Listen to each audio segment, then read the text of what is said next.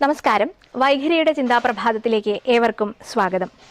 ഒരു ഗൃഹത്തിൽ പിതാവ് മരിച്ചപ്പോൾ പുത്രന്മാർ സ്വത്തുക്കളെല്ലാം ഭാഗിക്കാൻ തുടങ്ങി. 2 വീടുള്ളത് ഓരോരുത്തരായി എടുത്തു. സാധനങ്ങളും അതുപോലെ തന്നെ 2ആയി ഭാഗിച്ചു. പിന്നീടാണ് ഒരു കാര്യം ശ്രദ്ധിച്ചത്. ഒരു ഉലക്ക, അതെനിക്ക് വേണമെന്ന് അടിയായി. അപ്പോഴാണ് ഒരു മധ്യസ്ഥൻ പറഞ്ഞു, നിങ്ങൾ തർക്കിക്കരുത്, നിങ്ങൾക്കിതിനെ ഞാൻ 2ആയി ഭാഗിച്ചു തരാം, ഉലക്കെ നടുവേ മുറിക്കാമെന്ന് തീരുമാനിച്ചു. 2 പേരും സമ്മതിച്ചു. പക്ഷെ അപ്പോഴാണ് അടുത്ത വിഷമം പ്രത്യക്ഷപ്പെട്ടത്. ഉലക്കയിൽ ഒരു ഇരുമ്പു ചുറ്റ് അവർ ശ്രദ്ധിച്ചു. പിന്നെ അതിനായി വാക്തർക്കം. വീണ്ടും മധ്യസ്ഥൻ പറഞ്ഞു, ഒരു തുക നിശ്ചയിക്കാം, നമുക്കിത് നടുവേ മുറിക്കാതെ നീളത്തിൽ മുറിക്കാമെന്ന്. ഇരുവരും സമ്മതിച്ചു. അങ്ങനെ മധ്യസ്ഥന്റെ ആവശ്യപ്രകാരം ഈ ഉലക്കയെ നീളെ മുറിച്ചു. അപ്പോഴാണ് ശ്രദ്ധിച്ചത്, ഈ ഉലക്ക കൊണ്ട് ഇനി തങ്ങൾക്ക് ഉപയോഗമില്ലല്ലോ എന്ന്. ഇരുമ്പ് കമ്പി 2ആയിരിക്കുന്നു.